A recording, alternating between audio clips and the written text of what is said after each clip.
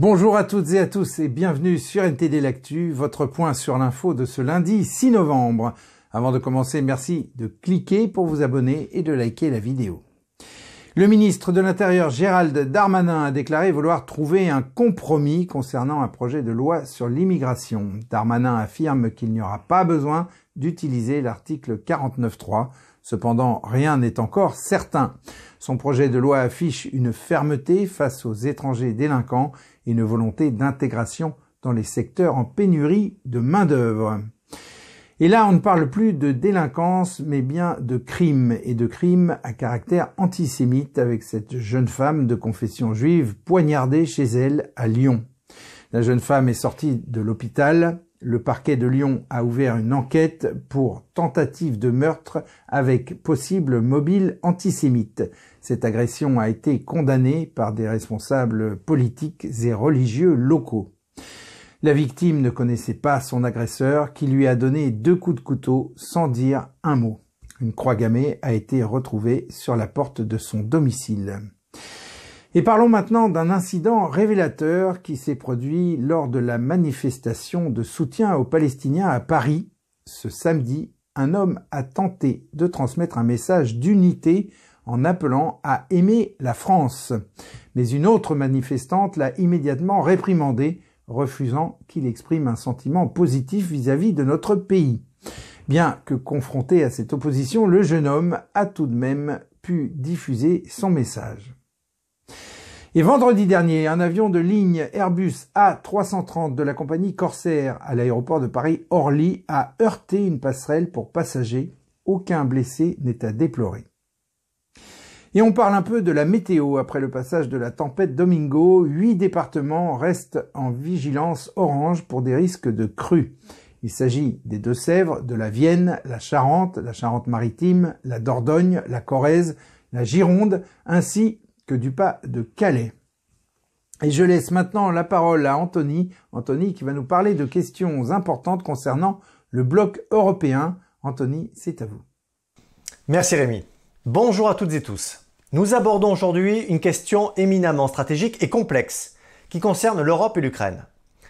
Vous le savez sans doute, les négociations d'adhésion prennent généralement des années et impliquent de vastes réformes juridiques, politiques et économiques.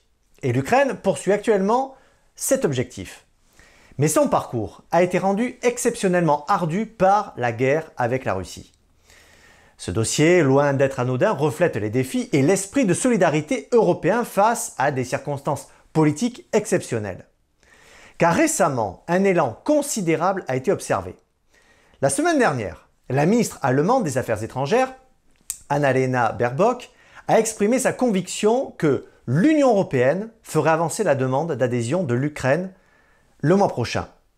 Et ce week-end, la présidente de la Commission européenne, Ursula von der Leyen, a déclaré que l'Ukraine avait réalisé d'excellents progrès sur la voie de l'adhésion à l'Union européenne. Quelques jours avant la publication d'un rapport clé sur la demande d'adhésion de Kiev. Regardez. Samedi, lors d'une conférence de presse à Kiev, Ursula von der Leyen, aux côtés du président Volodymyr Zelensky, a déclaré que malgré la guerre avec la Russie, l'Ukraine avait franchi de nombreuses étapes. Je tiens à vous dire à quel point nous sommes impressionnés par les réformes que vous avez entreprises en pleine guerre. Nous ne devons jamais oublier que vous menez une guerre existentielle et en même temps, vous réformez profondément votre pays. Vous avez franchi de nombreuses étapes en réformant votre système judiciaire, en réduisant l'emprise des oligarques, en vous attaquant au blanchiment d'argent et bien d'autres choses encore. Je sais que vous êtes en train d'achever les réformes en cours. Si cela se produit, et j'en suis convaincue, l'Ukraine pourra atteindre son objectif ambitieux de passer à l'étape suivante du processus d'adhésion. L'évaluation de l'UE prévue pour ce mercredi devrait indiquer dans quelle mesure l'Ukraine a progressé dans le respect de divers critères économiques, juridiques et autres, afin d'ouvrir la voie aux négociations d'adhésion en décembre. L'Ukraine, qui a demandé à rejoindre l'Union européenne quelques jours après l'invasion totale de la Russie en février 2022, considère l'adhésion comme une priorité absolue. Zelensky a déclaré que le gouvernement ukrainien avait mis en œuvre toutes les mesures nécessaires pour garantir son état de préparation et s'est engagé à poursuivre les réformes. Il a insisté sur les efforts déployés pour lutter contre la corruption, améliorer la transparence et réduire l'influence des oligarques sur l'économie. Cette visite intervient à un moment historique, alors que nous attendons une décision politique sur l'Ukraine. Cette décision aura un impact déterminant, non seulement pour l'Ukraine, mais aussi pour toute l'Europe. Von der Leyen a également indiqué que l'élaboration d'une proposition visant à mettre en commun les bénéfices tirés des avoirs gelés de l'État russe afin d'aider l'Ukraine à se reconstruire était en cours et qu'un résultat était attendu avant la fin de l'année. Le chemin vers l'adhésion à l'Union européenne reste parsemé d'obstacles complexes. En décembre, pour entamer les négociations d'adhésion avec l'Ukraine, les 27 devront parler d'une seule voix. Une unanimité qui n'est jamais acquise à l'avance. Mais cet élargissement potentiel n'est pas juste une formalité diplomatique, mais une véritable métamorphose pour l'Ukraine et l'Union européenne elle-même, qui doit se préparer à équilibrer son poids économique avec de nouvelles responsabilités sécuritaires. En effet, la perspective d'intégrer un pays encore en conflit armé est sans précédent dans l'Union européenne. Jamais dans son histoire, l'UE n'a décidé d'admettre un pays en proie à une guerre interétatique majeure et dépourvu des garanties de sécurité de l'OTAN. Car même si d'un côté, avec l'article 42.7 du traité UE, l'Union prétend offrir aux États membres une garantie de défense mutuelle, semblable à celle dont bénéficient les alliés de l'OTAN, de l'autre, l'Union ne peut pas défendre ses frontières extérieures sans l'OTAN. Il s'agit là d'un dilemme depuis longtemps théorique, mais qui pourrait être rendu bien réel à mesure que la marche de l'Ukraine vers l'adhésion avance. Rémi, c'est tout pour moi. Merci Anthony. Et au large de l'Afrique de l'Ouest, une importante saisie de drogue a été réalisée. Un bateau de pêche en provenance d'Amérique latine a été intercepté par la marine française. À son bord, les autorités ont découvert 885 kilos de cocaïne. La marine française sécurise le golfe de Guinée depuis les années 90 sur une route parmi les plus dangereuses du monde. La France y a de forts intérêts économiques, notamment liés à l'exploitation pétrolière. Et l'armée israélienne a publié des informations sur les opérations de la 36e division dans la bande de Gaza au cours de la semaine dernière. La division a pour rôle d'encercler la ville de Gaza, d'attaquer et de détruire des cibles du Hamas, y compris des infrastructures, des dépôts d'armes et des positions de missiles. Selon Tsahal, plus de 1600 cibles du Hamas ont été frappées et plus de 300 terroristes du Hamas ont été tués lors des combats. Et en signe de solidarité envers les Palestiniens et leur président Mahmoud Abbas, le secrétaire d'État américain Anthony Blinken a effectué une visite à Ramallah, en Cisjordanie. Il a réaffirmé l'engagement des États-Unis à fournir une aide humanitaire et à rétablir les services essentiels à Gaza. Blinken a également souligné que l'autorité palestinienne devrait reprendre le contrôle de la bande de Gaza, actuellement sous le contrôle du Hamas. Les États-Unis plaident également en faveur d'une solution à deux États comme seule issue viable à long terme. Et aux États-Unis, d'après un récent sondage, à un an des élections présidentielles américaines, Donald Trump serait en avance dans 5 des 6 États clés.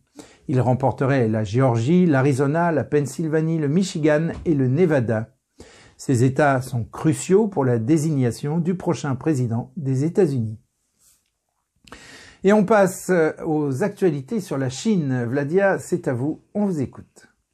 Merci Rémi, bonjour à tous. Vu la violence extrême dont nous avons été témoins ces temps-ci, j'ai choisi de vous parler d'un sujet qui, je l'espère, vous fera esquisser un sourire. Pendant la période d'Halloween, des Chinois ont décidé de s'amuser un peu en faisant passer un message. Après des années de mesures draconiennes de confinement pandémique, la fête d'Halloween en Chine est revenue de parmi les morts.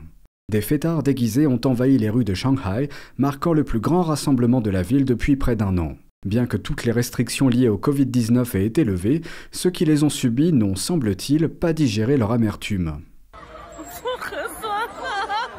Que diriez-vous de services de santé gratuits? Voici un fêtard déguisé en agent sanitaire qui fait passer un test PCR à un dinosaure.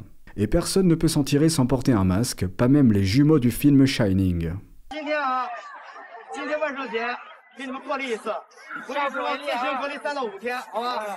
Des images circulant sur Internet montrent une femme drapée dans des feuilles de papier, en référence au mouvement du papier blanc qui protestait contre la censure du régime chinois pendant les confinements. Et surveillez vos arrières, car une caméra de surveillance suit de près ce qui se passe, tout en étant elle-même étroitement surveillée par les autorités. N'oubliez pas de saluer Winnie l'ourson, vous ne le verrez pas souvent en Chine. Le dessin animé a été interdit par le régime après que de nombreuses personnes ont comparé ce personnage au dirigeant chinois Xi Jinping. C'était léger et drôle, jusqu'à ce que la police intervienne. Certains ont été arrêtés par les autorités en raison de leur costume ou simplement parce qu'ils avaient attiré la foule.